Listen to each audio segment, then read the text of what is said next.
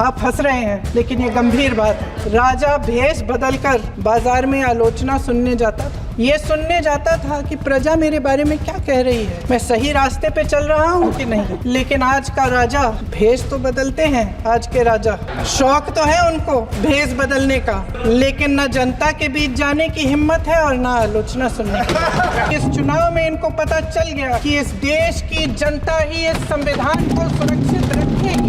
इस चुनाव में हारते हारते जीतने से इन्हें एहसास हुआ कि ये संविधान बदलने की बात इस देश में नहीं चलेगी। देश देख रहा है कि एक व्यक्ति को बचाने के लिए 142 करोड़ देश की जनता को नकारा जा रहा है। नेहरू जी ने क्या किया? परिवर्तमान की बात करिए, देश को बताइए आप क्या कर रहे हैं, आपकी जिम्मेदारी क्या है। कि सारी जिम्मेदारी जवाहरलाल नेहरू की है। ये देश कायरों के हाथों में ज्यादा देर तक कभी नहीं रहा है। सत्ता पक्ष के मेरे साथी ज्यादा से ज्यादा अतीत की बातें करते हैं। 1921 में क्या हुआ, कब हुआ, नेहरू जी ने क्या किया।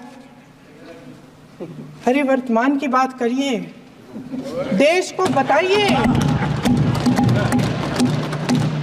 आप क्या कर रहे हैं, आपकी जिम्मेदारी क्या है।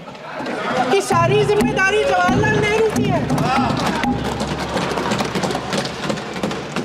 अध्यक्ष महोदय जी, ये सरकार आर्थिक न्याय का सुरक्षा कवच तोड़ रही है।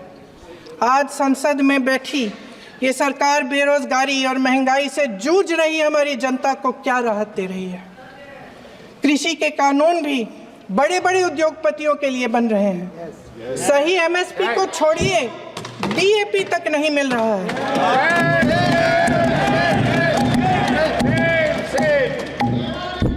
वायनाड से लेकर ललितपुर तक इस देश का किसान रो रहा है।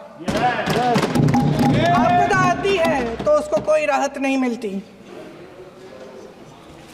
भगवान भरोसे है आज इस देश का किसान, उसको छोड़ दिया गया है।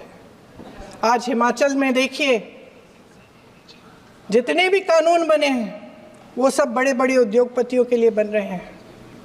हिमाचल में जो सेब उगता था, उसके जो छोटे छोटे किसान हैं वह रो रहे हैं, क्योंकि एक व्यक्ति के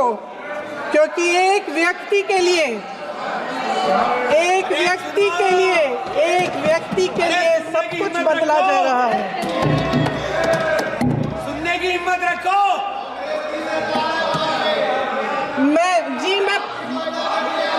अध्यक्ष महोदय जी,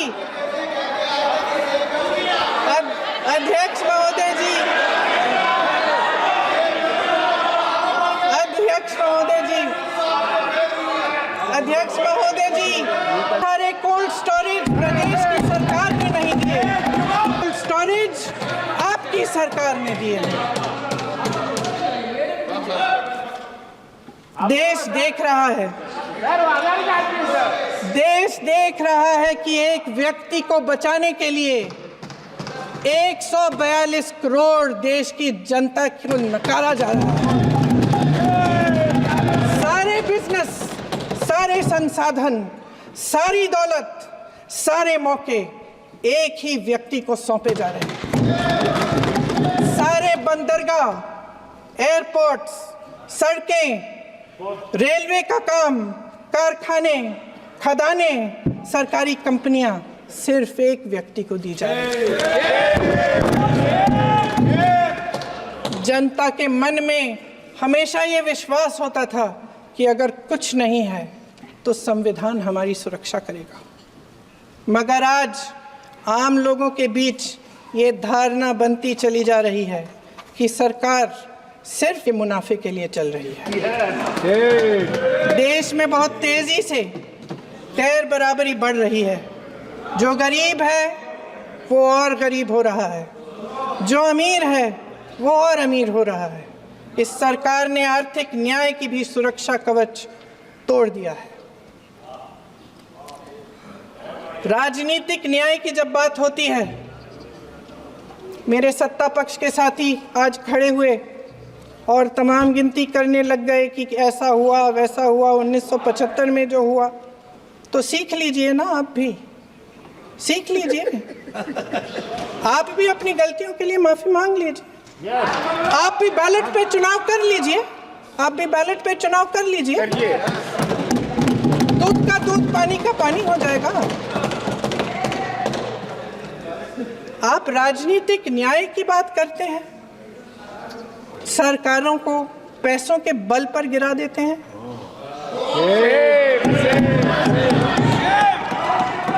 मेरा आग्रह है कि अपन संविधान में सकारात्मक बोले।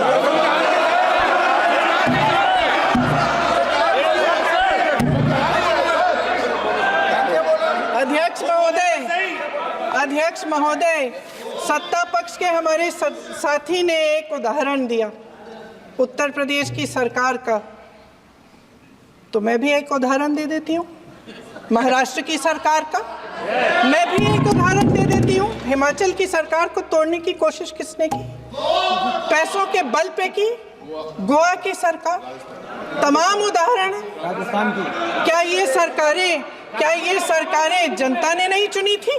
क्या संविधान इन पर लागू नहीं था? पूरी देश की जनता जानती है कि इनका हंसती है, जानती है कि इनके यहाँ तो वॉशिंग मशीन है।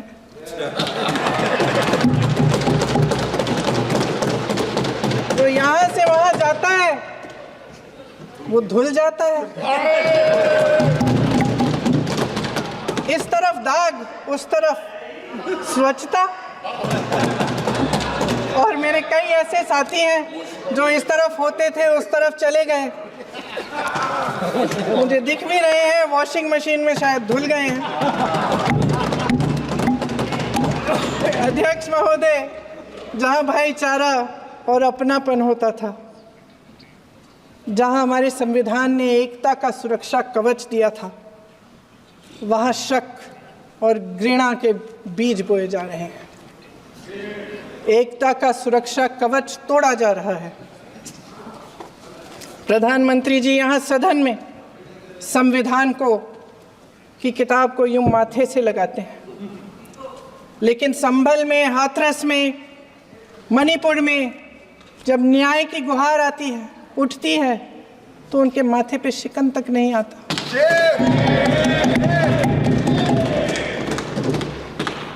शायद समझ नहीं पाए हैं कि भारत का संविधान संघ का विधान नहीं है।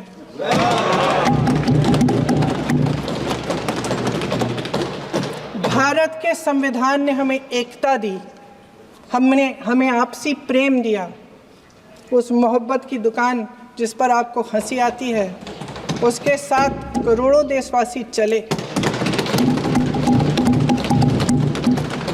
करोड़ों देशवासियों के दिल में एक दूसरे के लिए प्रेम है, घृणा नहीं है।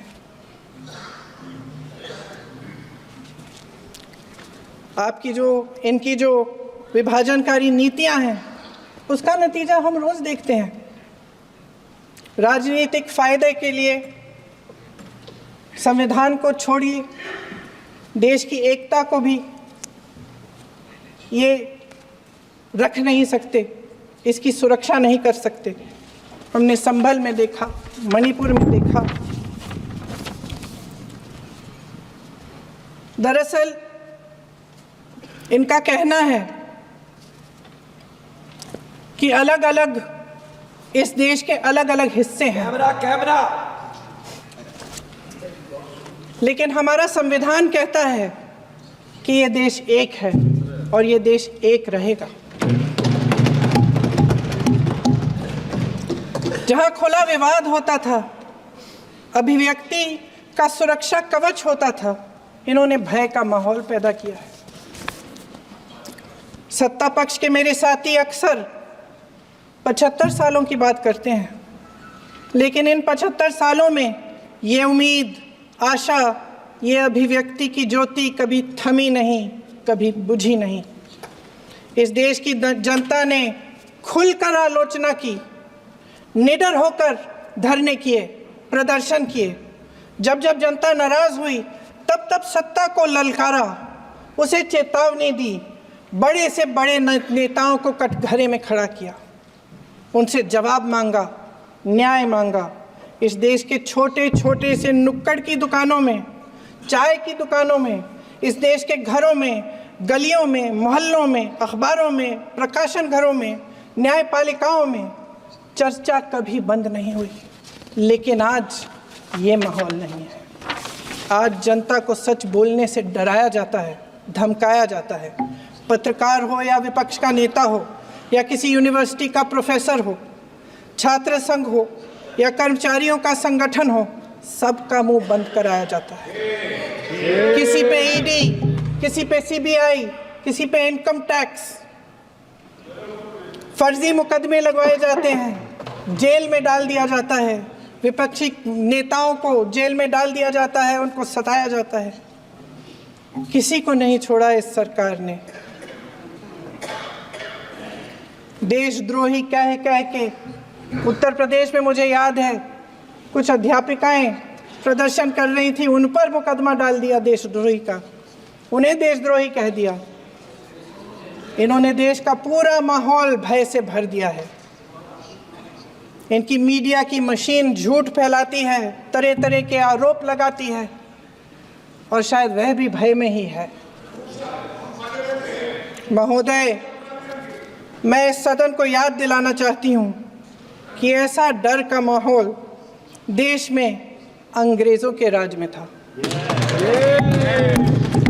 जब इस तरफ बैठे हुए गांधी की विचारधारा वाले लोग आज़ादी की लड़ाई लड़ रहे थे और उस तरफ वाली विचारधारा वाले लोग भय में रहकर अंग्रेज़ों के साथ साठ-गांठ कर रहे थे। लेकिन अध्यक्ष महोदय, भय का भी अपना स्वभाव होता है। भय फैलाने वाले हमेशा भय का खुद शिकार बन जाते हैं। ये प्रकृति का नियम है। आज इनकी भी यही हालत हो गई है। भय फैलाने के इतने आदी हो गए हैं कि खुद भय में रहने वाले हैं, चर्चा से डरते हैं, आलोचना से घबराते हैं। कई दिनों से हम मांग रहे हैं कि चर्चा करिए, लेकिन चर्चा करने की हिम्मत ही नहीं है।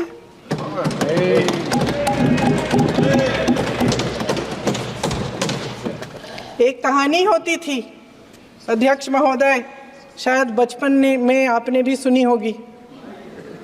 राजा भेष बदलकर बाजार में आलोचना सुनने जाता था। ये सुनने जाता था कि प्रजा मेरे बारे में क्या कह रही है, मैं सही रास्ते पे चल रहा हूँ कि नहीं।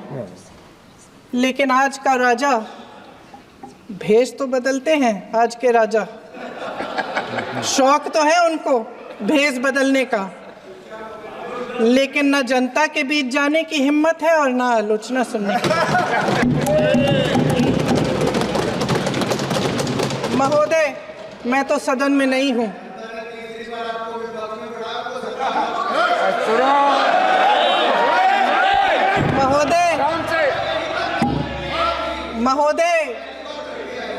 महोदय, जनता में बहुत विवेक है, ये सही है।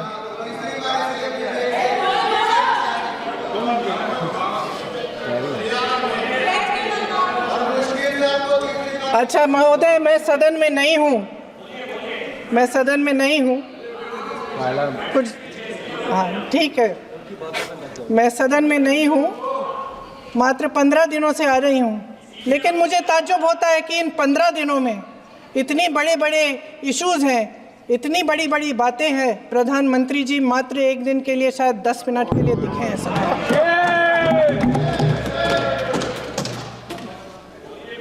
बात यह है अध्यक्ष महोदय जी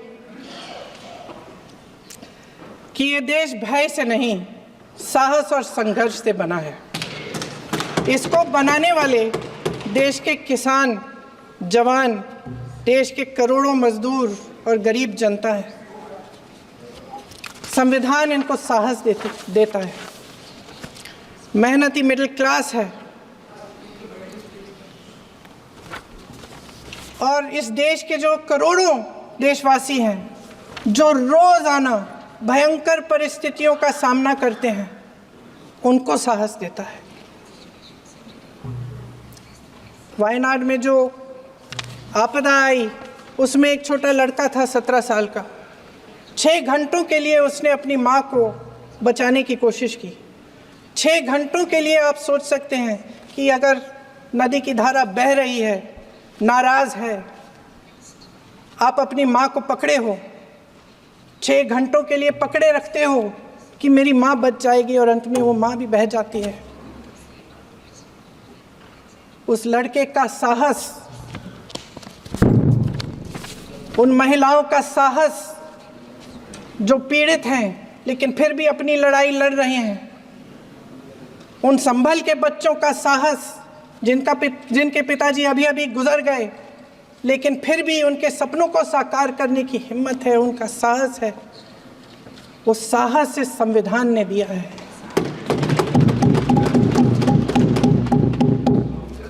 वो आत्मविश्वास इस संविधान ने दिया है।